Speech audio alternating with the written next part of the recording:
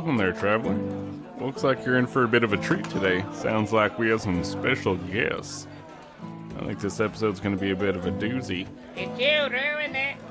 Ow, dude. No, Wingover, I did not ruin your surprise. Sorry, traveler.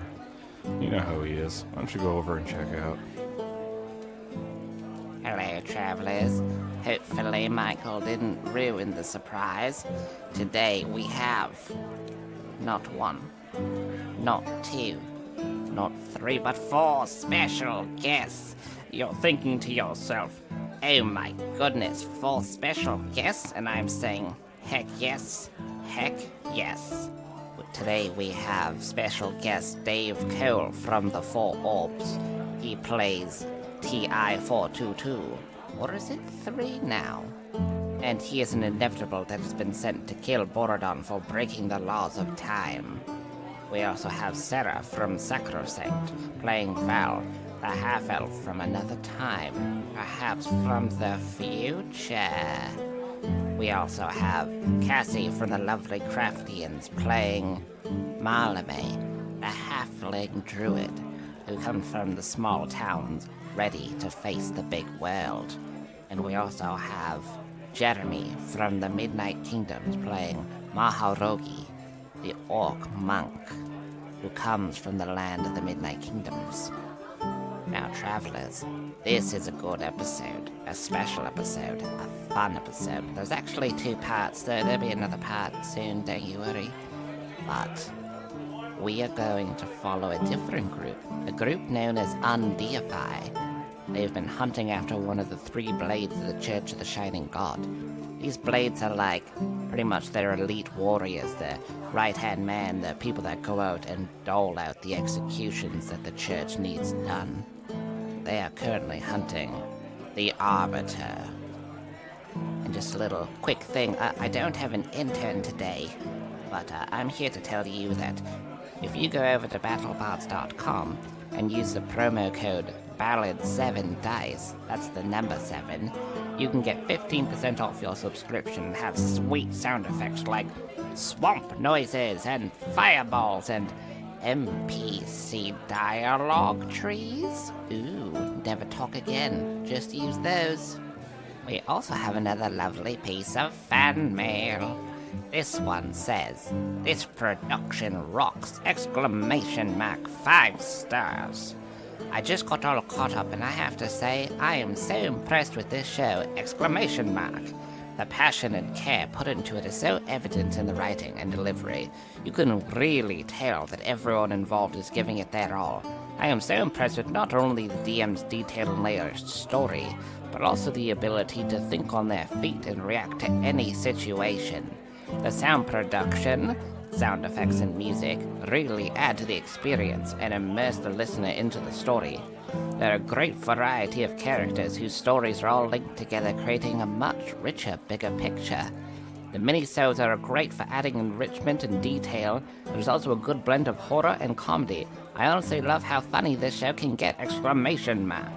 All in all, I would definitely recommend this podcast! Keep up the great work! T-Rex with glitter via Canada. I thank you, T-Rex with glitter. That was really nice. I'm glad you've been enjoying our sounds and whatnot from Battlebards. Wink, wink. Now, without further ado, dear travelers, I bring you The Wraith, Part 1.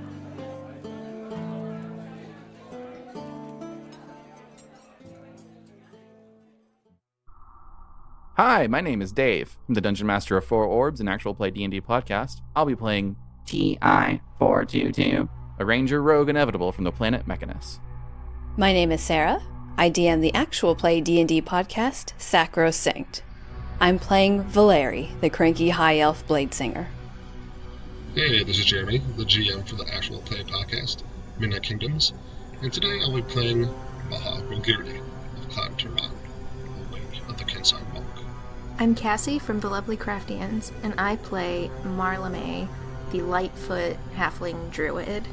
You can find me at the Lovely Craftians.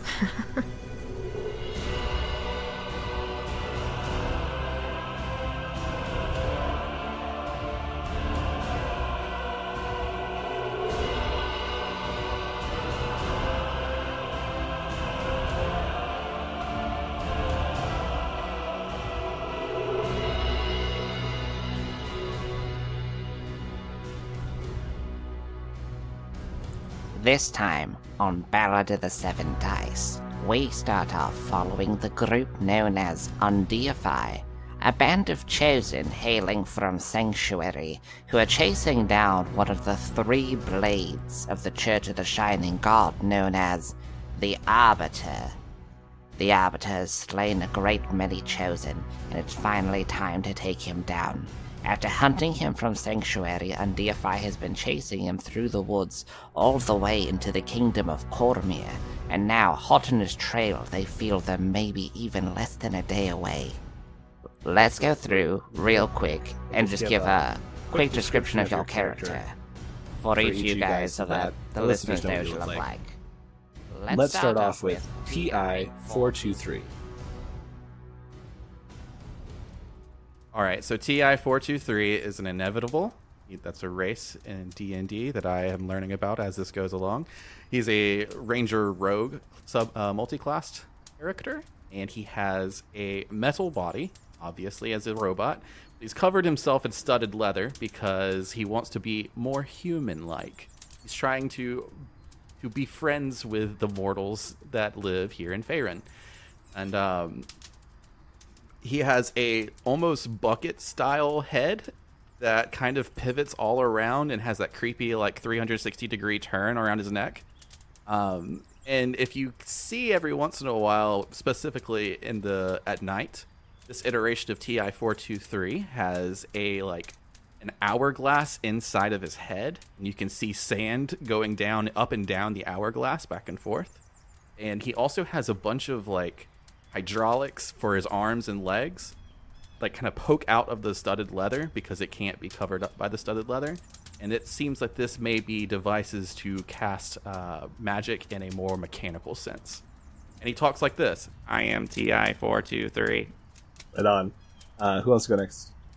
I will go.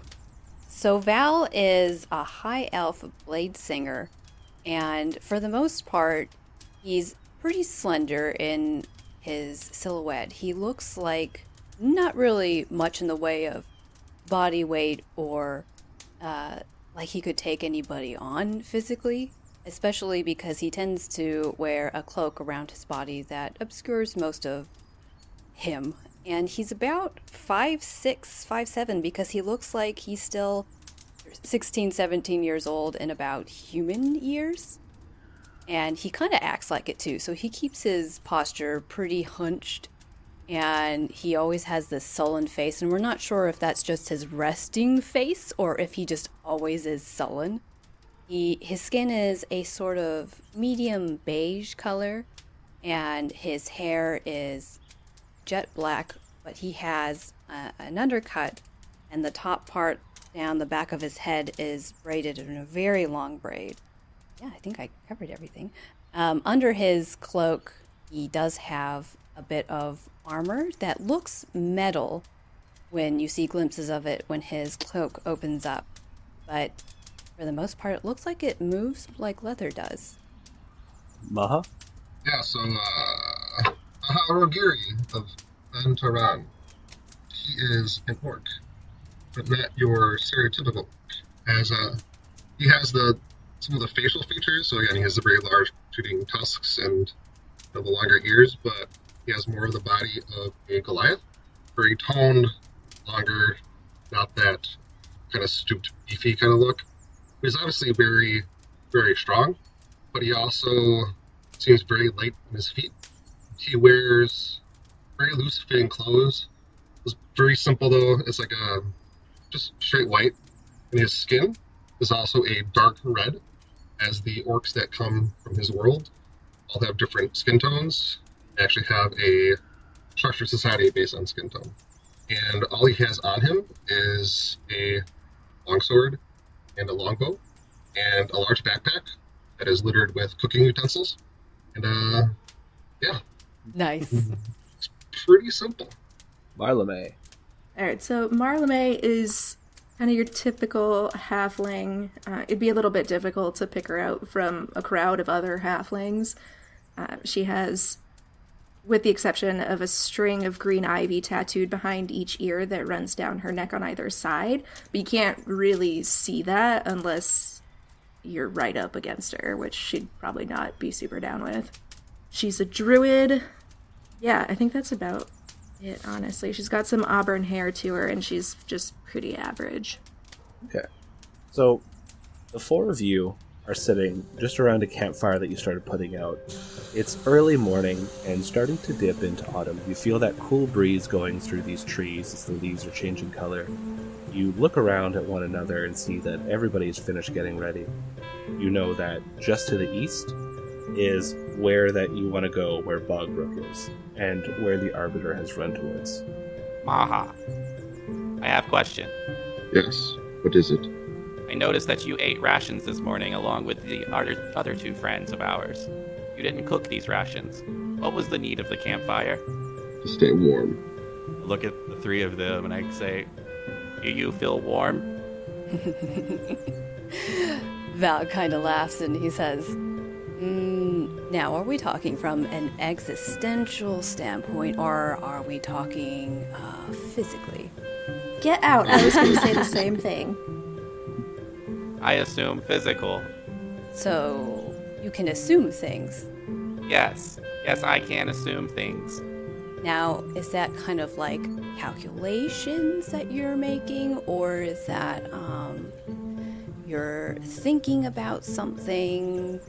I am processing data. Calculations. Ones and zeros, as you might think. Do you know ones and zeros? Like you have a giant abacus inside you, or what? No. The only thing inside of me that is functional and processes is the hourglass inside of my head.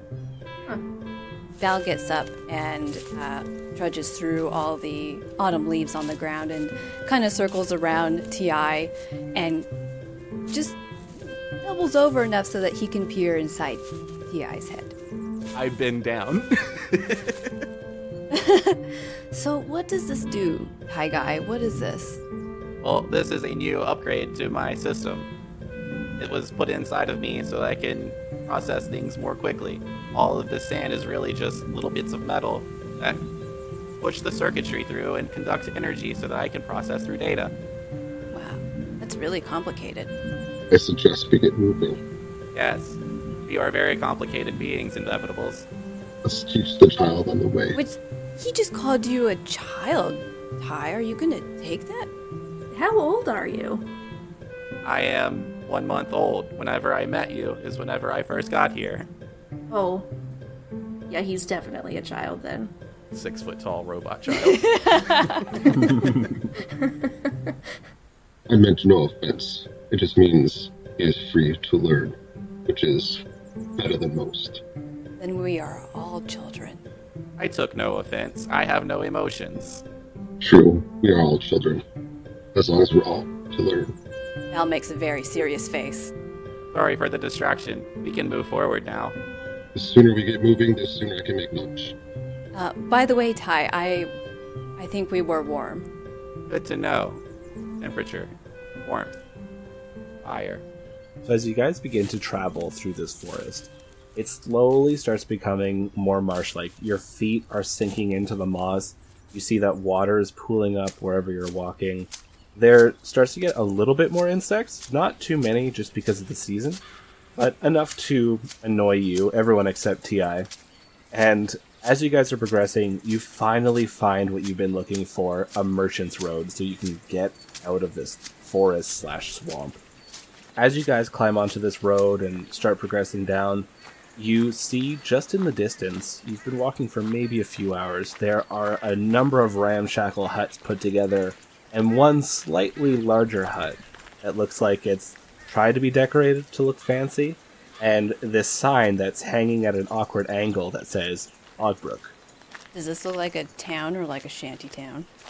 It looks like people are trying to make it a town. About how many buildings around the larger one? You see probably about 12. Does it have a bazaar? You can't see from where you're at. Do we see any people? Yeah, there's the odd person walking around it. There's some people that are outside doing chores. There's one person who's wandering around with less shabby clothes, and the way they walk, they're really in charge of the situation. Primarily human, or any other races? Oh, they're human. How far away are we? You can see in the distance, maybe about a 10-minute walk. I'm just going to start trudging forward. Yeah, so do I. But I am hand shielding over our eyes looking for a bazaar. Or market, either way. So as the four of you trudge together, a strange group to behold, you wander into this small little shack town, and the man looks over and goes, "Well, howdy! How you people come around my town?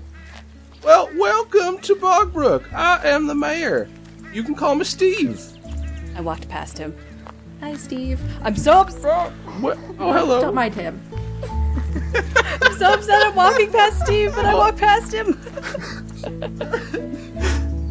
That was so rude.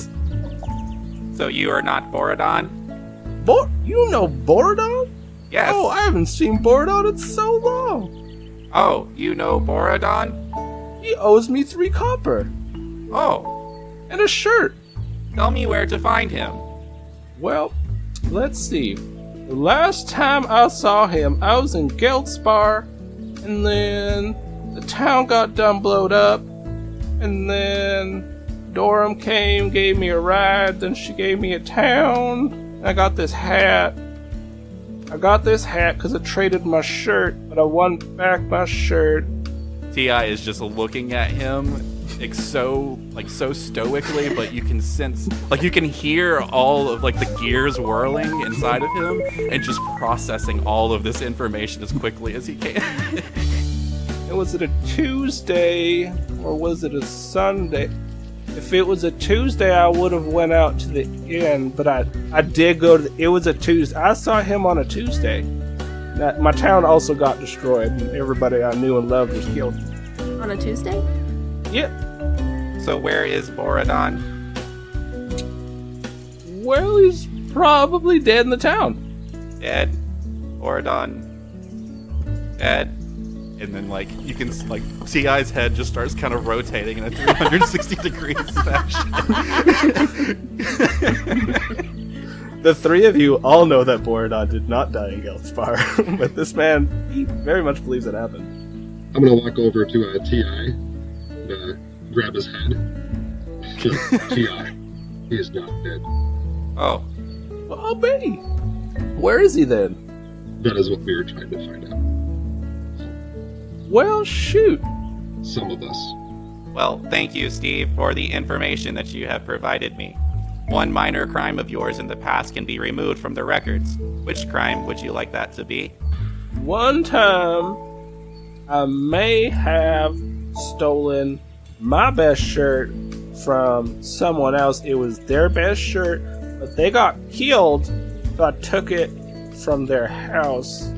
Yeah, that one. Let's do that one. That crime has been removed from the records. You will no longer be punished for that crime. And then T.I. starts to walk away. Just kind of flexes his suspenders, man, today's a good day. Wonder if Ronnie's still alive. Oh, do the rest of you need something? As T.I. is marching away with Val. Yeah, I'm walking towards, it was Val that's walking away, right? I'm still processing that. Val is definitely somewhere out of sight looking for this marketplace. Okay. Yeah, I'll walk in the direction that Val went, not knowing where he went. Right on. And I am right next to T.I.'s side. His head turning has me concerned. So Steve is just looking right at you, Marlame. Just, anything I can help you with?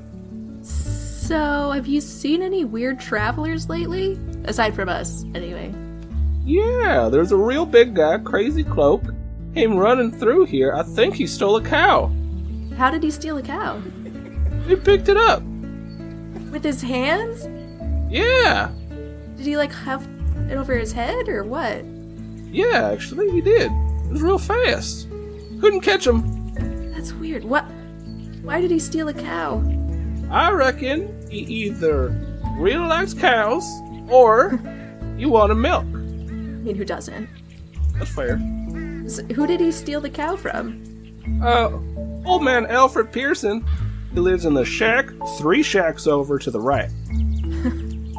Cool. So when did that happen? Let's see. So it was on a Tuesday. Because you went to the inn. Right. Is that the only day And he I knows? showed up. No one knows about Sunday. And Dorham dropped me off here. I was mayor, got my hat, got my shirt. Crazy. Oh, it probably happened like 6 hours ago. Oh shit. Okay. Yeah, what day is it today? He's close. Is he a friend of yours? No. He also stole our cow, so we need to go find him immediately. I'm so sorry. I know. Bessie was my favorite. But He even had a name? yeah, she was like family. I can never think up names for animals. I just call him Steve. It's a noble name. I like to think so. She's gonna pat Steve on the elbow because that's kind of what she can reach easily. He just solemnly looks down at you. Well, you need to go save them cows. Best of luck. Yes, we do. I'm gonna go find my friends. What direction did he take off in? He kept going on east. Okay. Thank you so much. I'm so sorry about your cow. Thank you. I appreciate it. Alright, I'm gonna leave him now. T.I., I imagine you're just looking wherever you think Val went. Correct, with Maha right behind me. Right, and you have 0 social grace. That's right? That's correct. All right. So, Maha, you see T.I. starts just walking right into someone's shack. I'm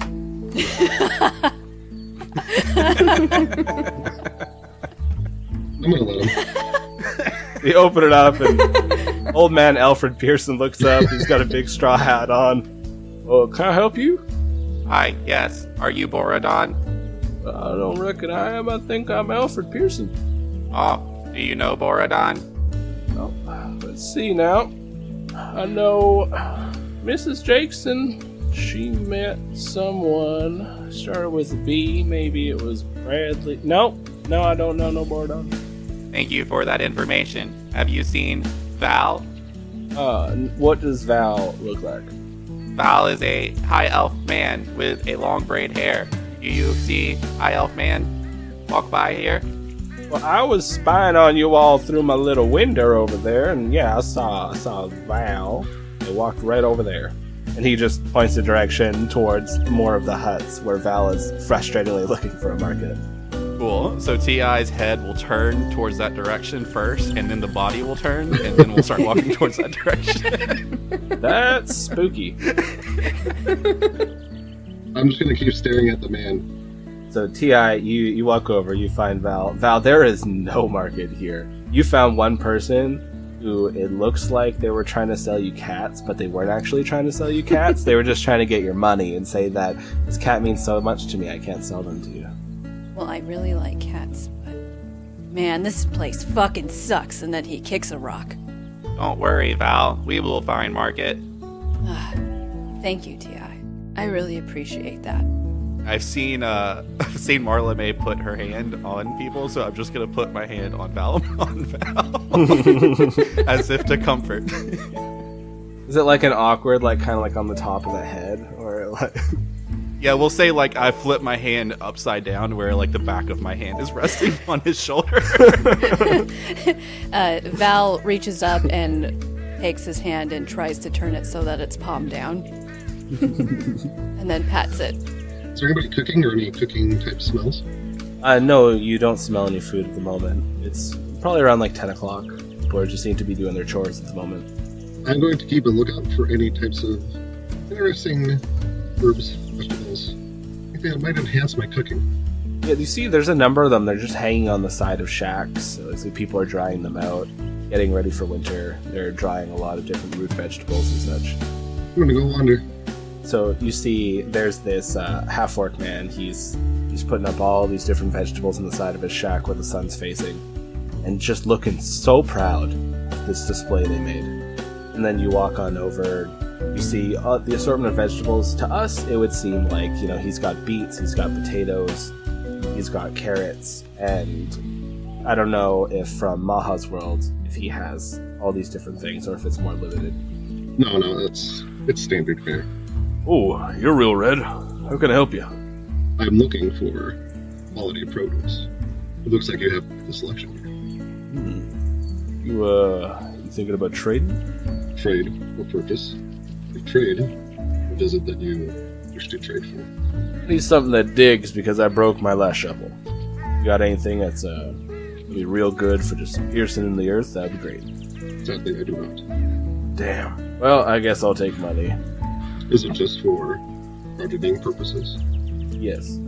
Let me see what I can do. T.I., give me your hand. Yeah, right. I want to get some potatoes. I will sell you this robot. He will dig for you. I want to walk back over the group. Does anybody have a utensil that might pierce into something? A shovel type. Val has definitely wandered away again by this point. In fact, he's probably surveying a tree and looking to climb up it. Val, you seem bored. Well, no. Just fuck this down, that's all. Why, what are you doing? We are running short on supplies for food. Oh, I can only eat rations for so long. oh yes. Chef Maha. Oh, of course. I can steal some things if you'd like.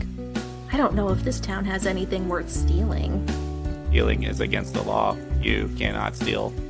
I look up at T.I. and blink at it. I'm gonna pat T.I. on the elbow. Comfort. I feel that. I also pat T.I. on the elbow? Comfort. Again. Yes. Thank you. Yes. And as I'm patting T.I. on the elbow, I look to Maha and I say, I can steal things when he's not looking. I do not ask you to steal, Okay. nor do I tell you not to steal. Tacit approval. I point at my eyes and then point at him and point at my eyes and point at him, and then I start to slink away. I just nod. Aha. Yes. What are you in search for again? I have 2 short swords. I can rip one out of my forearm if you need. There's a farmer that needs a shovel type of implement. His farming needs. He wishes to trade for passable produce. Is this important enough for me to destroy part of my arm? For you? No.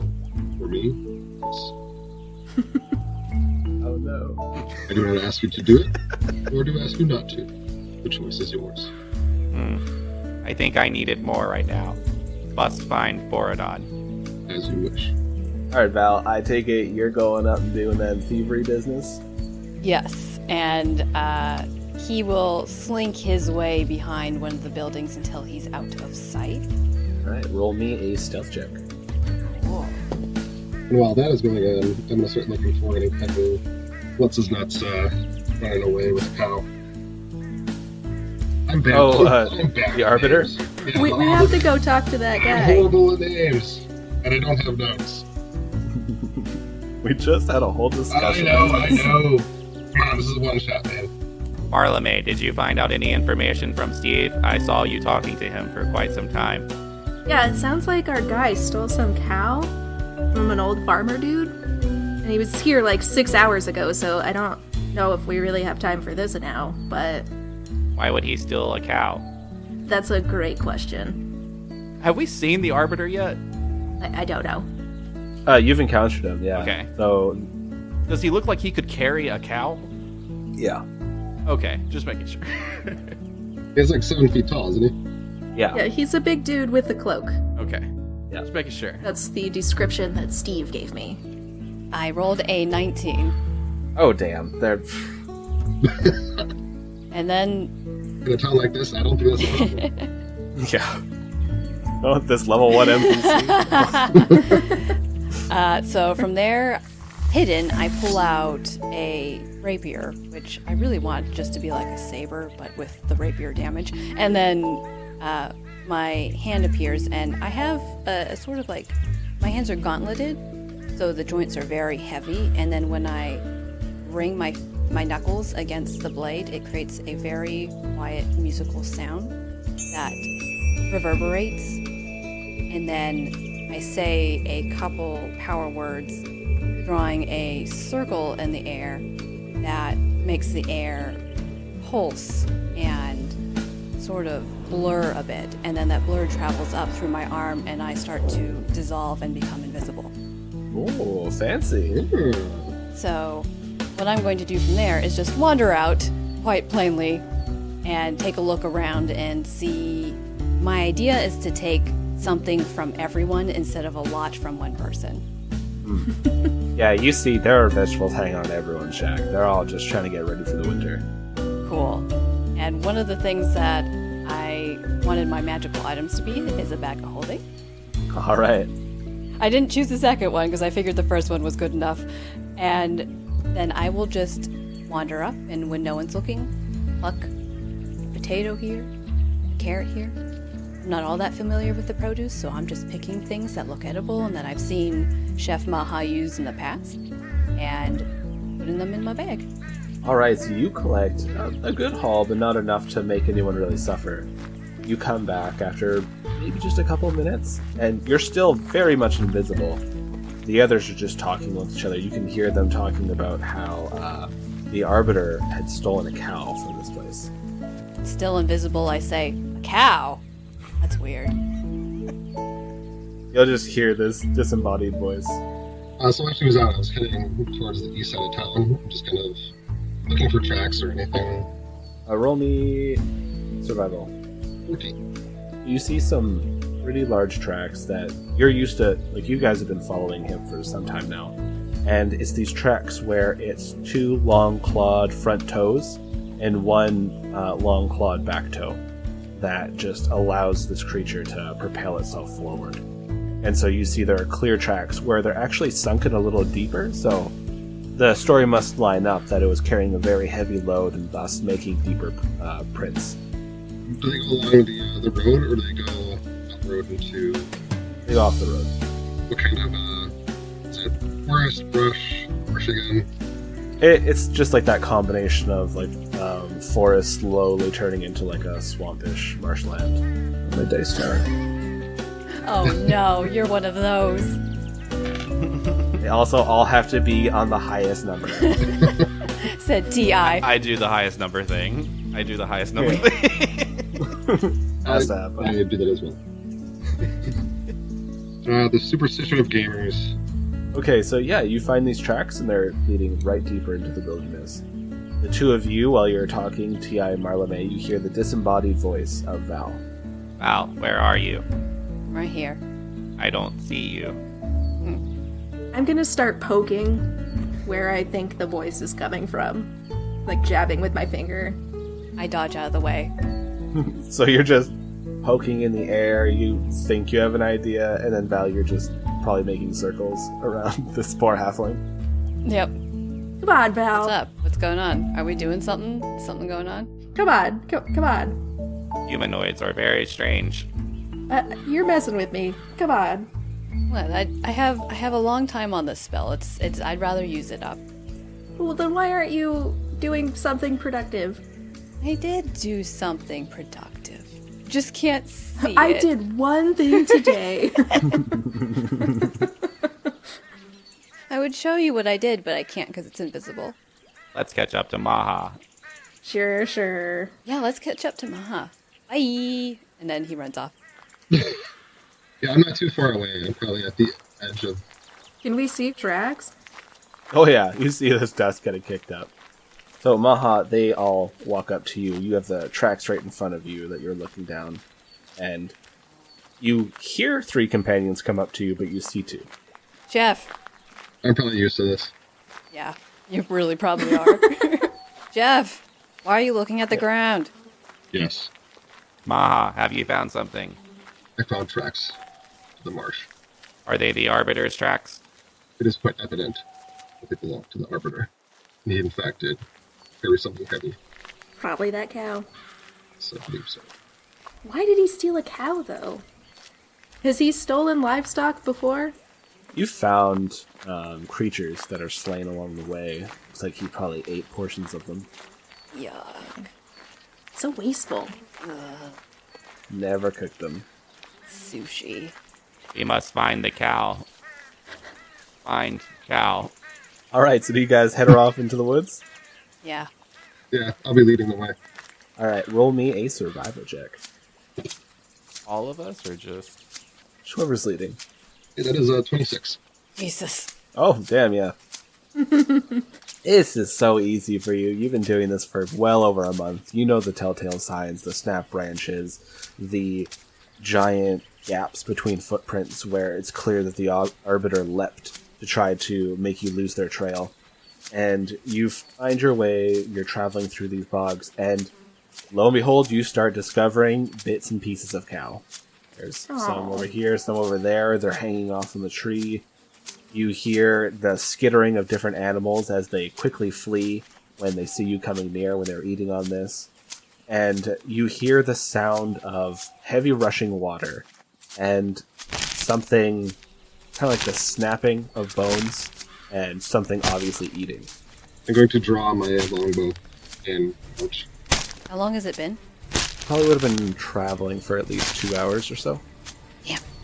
Oh, sorry, your invisibility spell. I'm visible again. I mean, you used it to steal potatoes. So. Oh, oops. I have produce. Yeah. So you see Val, along the way he appeared while you guys were walking. So you guys are there, and you hear this, like, crunching sounds and, like, sort of, like, wet sounds.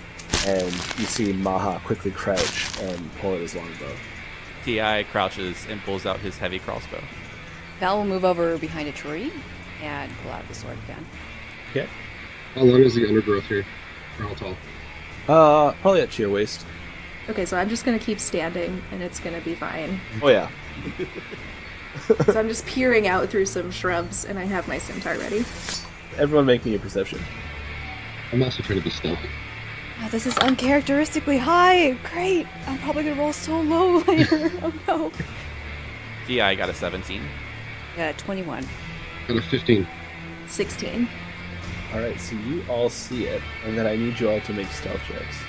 Try to avoid his gaze. Oh god, I knew it! Oh, net 20. Oh, damn. 23. Ti got a 10. I got a 10. So T.I. is just glinting from the last bits of sunlight that are coming from this late afternoon sun. And Val, your sword that you have out, it just catches a little ray of sunlight and sort of glints off. You're just like, oh damn. Put your sword a little lower. On brand. What you guys see is there's this large figure. Their cloak is kind of pushed back. They have these two long insectoid legs that end in the 3 toes, and 4 arms are out. They look somewhat human, like they have the pale human skin, but there's bits and pieces of carapace, and they look hyperextended, and they end in these clawed hands of 3 fingers, and there's the 2 sets. And it's ripping apart pieces of this cow and just shoving it into its face. And its face, there's no eyes. There's no nose on it. It's just its mouth opens in like this 3 section, and it has these fangs that come out, and it's just ripping apart meat. And while it's eating, it suddenly stops, and it looks up, and you hear this clicking noise that it starts making. And the Arbiter starts pointing its head in one direction and pointing its head in another direction, and makes these clicking noises again, and then stares directly towards T.I. and Val. And I need initiative. Is that kind of like the things from The Last of Us? I'm thinking more like a sort of a grasshopper mixed with a human. So like the things from Rick and Morty. I've yet to watch that show. Oh man, you need to. I rolled an 18. Right. Yeah, I got a 20. Got a 12. 9. And what you get, Lucas? They'll never end. We start off with T.I. T.I., you know that the Arbiter has seen you, and this clicking sound begins as it starts slowly raising up to its full 7 feet height, and its claws are dripping with blood, and this blood is coming down its mouth and onto its chest as it's staring at you. Okay. So I imagine that we're all kind of in the same area because we didn't really fan out or flank him at all. Yeah. I fanned a little bit.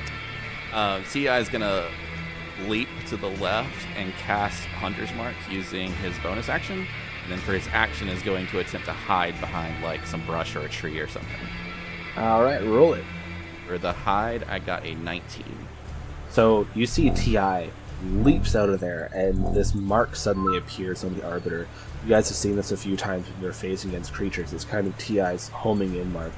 T.I. quickly rushes into the brush and is mostly obscured, and you hear this clicking noise again.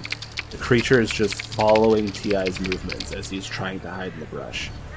We go from T.I. to Val. So Val behind a tree probably isn't quite aware yet that he's been spotted. But he still curses something very unsavory under his breath before he strums his metal knuckles against the blade, and this time it shimmers, and the sound that it creates is almost a physical sound, and it creates sort of a orb around him that condenses into his body. So I have Blade Song activated. The other thing that he's going to do, that was my bonus action, he's going to twist his fingers through the air, and it's like pulling spider web out of the air that creates a series of symbols that fade, and then his fingers grip tight, and he starts climbing up the tree because he's cast Spider Climb. Nice. And these will be some sound effects to find. You're welcome. Yeah, he climbs about 20 feet up, I guess, depending on how tall this tree is. Oh, nice. So you quickly climb, and there's definitely enough room for you to climb up that high. These trees are very old, this forest is old, and you get up there, and as you're running up, you have your blade in one hand, and you're just climbing incredibly easily. And the creature just turns, and looks at you as you're climbing up the tree, and then looks back towards where T.I. is. And we go to their turn. It stares at T.I., it stares up at Val, it stares back at T.I., and then this inhuman speed, it launches himself towards T.I. You see these sort of long dragonfly-like wings come out of its back, almost propelling it forward. And T.I., what's your AC? 14. So this creature comes through, it starts slashing. You see it rip apart the brush that's all around T.I., and then these two other claws come in. T.I., you manage to deflect one of them using the metal plating on your arms, but the other one comes through and it just gouges into your side. You take 12 points of damage. This creature quickly looks around, almost trying to get its awareness around it after it quickly jumped, and then it goes to Marlame. So Marlame, you're looking at this area. It's somewhat of a small clearing, and just at the other side of the clearing, there's this really big rushing river that's just going strong. And you see the mutilated cow and T.I. and this creature fighting on the other side of the clearing. I'm assuming the Arbiter is like on top of T.I. right now. Damn near, yeah. Okay. Is there any way that I could cast Entangle so that it just hits the Arbiter on the outside perimeter but somehow misses T.I. so he's not entangled in that? Yeah, for sure. Okay. I'm gonna try. You hold out your hands, and these roots just burst out of the ground. They start grabbing on to every little thing, sticks, small plants. It grabs onto the carcass of the cow, and then it grabs onto the Arbiter. It first wraps around one leg, then the other, and then its lower arms as this thing just shrieks out and starts tearing at these vines that are around it. And it looks like it's just being held down. Awesome. Do you want to move at all, or are you good just staying where you are? I'm gonna scooch while he's distracted and just move around the perimeter away from Maha. Okay. So we're more spread out. And then it goes to Maha. So you said there's rushing water? It's fairly loud. Yep. It's just to, like, the right of T.I. and the Arbiter, maybe 15 feet away or so. I am going to go to the edge of the water. Quick glance, can I see about how deep it is? You can't see the bottom. I am going to do Kansai shot. This gives me an extra d4 of damage, and I get 2 shots with my longbow. Nice. And keep in mind, these are magical in terms of overcoming resistance and immunity to non-magical. Since I forgot to give you a surprise round, I'll give you advantage on the shots. Okay. I'd also gave him disadvantage on the entangle, since I forgot to do the surprise. First shot is 24, That is a hit. and second shot is a Oh, roll some percentile. A 35. 35. So, powerful hit. So, they need to roll a dexterity or else be knocked down. So, go ahead and roll your damage shot. Times 2. It's 13 damage. Nice. 15 damage. You see, the first shot it goes, it slams into its side, and it howls out in pain, looking frustrated. It quickly turns towards you, and as it turns towards you, the vines sort of catch it up, and then it sort of almost flails backwards, just revealing its whole chest to you. You line it up, fire away, and just slam heavy into its chest. It manages to catch itself from falling, but it is looking pretty stunned. So I'm going to go along the edge of the water. And the water is making sound. And I'm going to move kind of further away from how close was I at that point? You're probably about 20 feet away from it. Or sorry, 15. Yeah, so I'm going to move back another 20 feet. Alright. So you quickly make more distance between the two of you.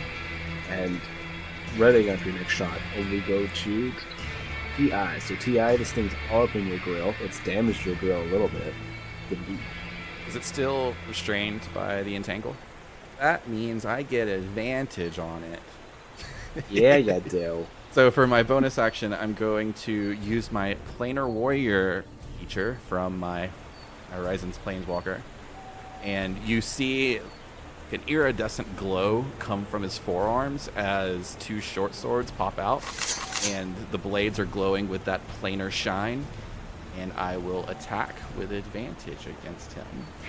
And that's going to be a 14. How does it miss? The second attack will be 20. What is it? Because I got advantage, that means I get my sneak attack. Oh. 14 damage for the one blade. So your first blade swings, but he manages to sort of knock your hand to the side. Your second one comes through and strikes true, right near where that arrow actually pierced him on Maha. And you just drag your blade across, and this yellowish ichor is now just bleeding profusely from this creature. It looks down at its wounds, and it looks back up at you, and you hear that clicking again. And it keeps looking towards the river, and just like looking along the whole river, and then looking back at you. And then it goes from TI to Val. So Val, chilling all up in this tree, looking cool, looking good. I'm always looking cool and looking good. So, is there... You said these were old trees, but are there branches that I can run across? There are some... If you roll not well, I'll say that it's quite the fall. But yeah, with your spider climb, should be okay. Okay. So, do I need to roll for it? Yeah, I'd say make me acrobatics, just because you're probably going to be leaping a little bit. And with Blade Song, I have advantage on acrobatics. Which is good! Oh, that's really good. Okay. So that is a total of a lot of math, 23. All right. Yeah, you leap across these things, no problem. And I imagine you were going towards the Arbiter, right? Yes. So you have a real good vantage on them now. And so I am running along one particular branch, and as soon as I am overhead, I will jump down with the sword raised and come down with the first hit. All right, roll that attack. It's with advantage since he is entangled. Advantage is helping me a lot today, everyone. It's 23 again. Oh, nice. That's it. And I come down with Booming Blade, which will add an extra 1d8 thunder damage. Oh my gosh. Okay, so that's 11 points for my first swing as I come down from 20 feet up and slash into him. And then I land, and then the blade carves through the air and comes back around the upside. 17 to hit. So that is a hit. And that's just for an extra 6 points of damage. And the next time, I don't think he'll be able to, but the next time the target willingly moves before the end of my next turn, it takes another 2d8 damage. This creature is looking heavily wounded. You guys have gotten stronger, you've gotten better as you progressed after this thing, you've learned its moves, it's not catching you off guard, you slaughtered all its minions along the way, and now it is just looking rough. and it looks towards the lot of you, and you hear it making these clicking noises again. And it keeps looking around, almost panicked. You see it reaching down towards Ti, and it looks towards Val. Two of its hands stab into its chest, and then two more stab into the plates where its neck is. It pries away the carapace. These 4 tentacles come ripping out of its abdomen, and you see this yellow ichor is just pouring onto the ground. There's so much of it that it's almost like coating it and making it slippery. It goes to swing at Ti. It's a natural 20. Yikes. Ugh. That's an 18. Ow. And then 2 tentacles go swinging at Val. Val, what's your AC? 21. The first one's a miss. Second one's a miss. Ti, you take 30 points of damage as these claws just rend into you. You guys see gears and pieces of metal and pieces of his precious human-like studded leather just go flying away as this thing is just tearing into him. And these tentacles are reaching around it and slapping towards Val, but Val is just dodging things. He's got no time to be hit by tentacles. So these things are slamming down, and these vines keep restricting it as it's trying to push itself forward, and more of this creature's blood is falling onto the ground. And it looks more and more panicked as it keeps clicking and looking around the area, looking towards the river. And we go to Marlame. Okay, I kind of want to know why he keeps looking at the river, but I don't know if I was moving in that direction. You could ask him. You want to just talk to him? You want me to talk to him? Excuse me. Why do you want the water so bad? You could talk to them. It's totally an option. No, I don't want to start the villain monologuing, but it's not good for anyone. I am going to move around. I can't remember if I was moving closer towards or further away, so I'll let you decide which direction I was going in. Like towards the river? Sure. Okay, can I see anything out that way? You see Maha. Is there anything else? Make me a perception check, actually. Do you want to see it? That's the real question. I got a 9, so I probably did not see it. There's so much water spraying up, and everything's so tense right now, and you're only so tall that you just can't get a good look across the river. Alright. I don't really have anything else that I can really do from here. I mean, if anything, you could also take the time to do a perception on the creature itself if you want to try to get more information on it. Yeah, I'll do a perception on him. Okay. Oh, shit. Yeah, that was 3.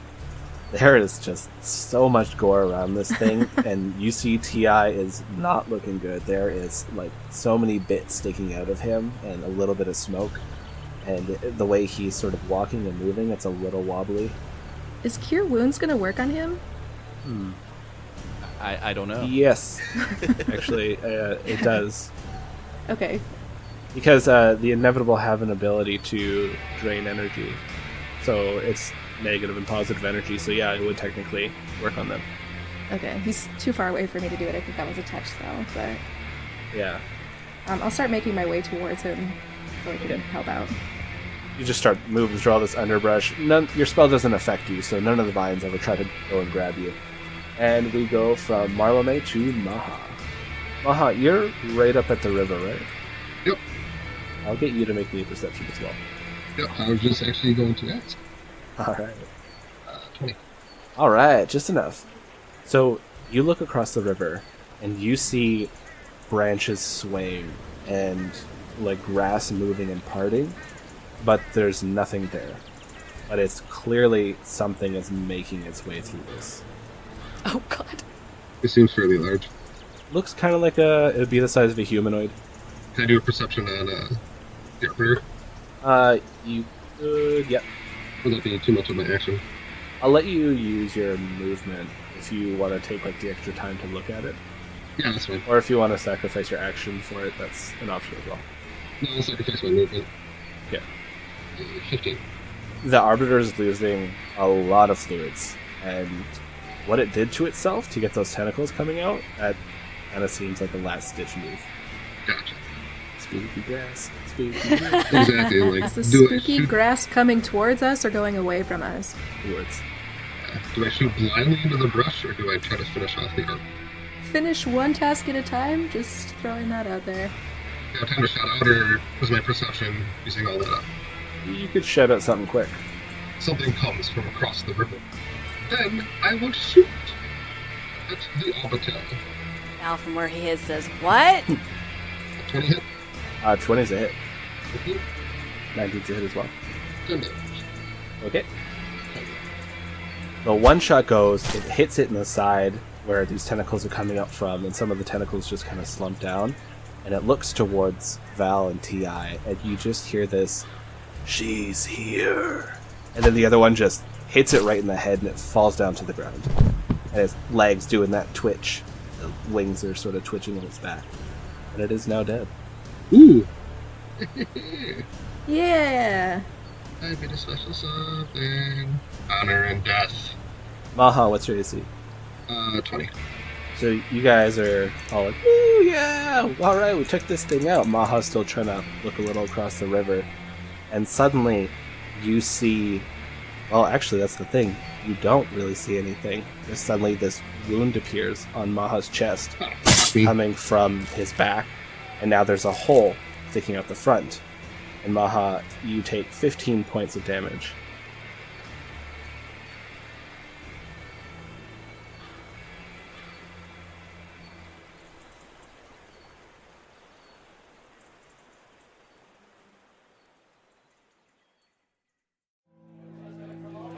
Oh my goodness, that was something now, wasn't it, travelers? Oh, poor Maha, right when he thought, oh yeah, I get my sweet ability, suddenly he gets stabbed. Oh my god. You know, that's just what happens all the time. Like, I went out and got a bagel, and then some dude's like, "Give me your wallet," and I'm like, "Are you kidding me? I'm famous." And then he stabbed me, and I did take him down, this is true, but still, like, the nerve. Oh, alright, travelers, well, don't you worry, there's still one more part to this which will be coming out before you know it. And don't forget, travelers, if you'd like to hop on down and treat yourself, go down to the shop at easyrollerdice.com. They have some wonderful things there. Get yourself some dice. Get yourself something fancy. You deserve it, traveler. And use that Ballad 7 Dice promo code to get 10% off your entire order. Now that's rad. Oh, man, I am tired, travelers. I've been telling tales all day. Also, don't forget, if you want to show some support, you can hop on down to the iTunes or the Stitcher and throw us a review. And maybe even scoot on down to the Patreon. Toss a few gold coins old Wingover's way. Always appreciate it, wink. Anyways, travelers, I must be off. It's time to go pay taxes. I bid you adieu.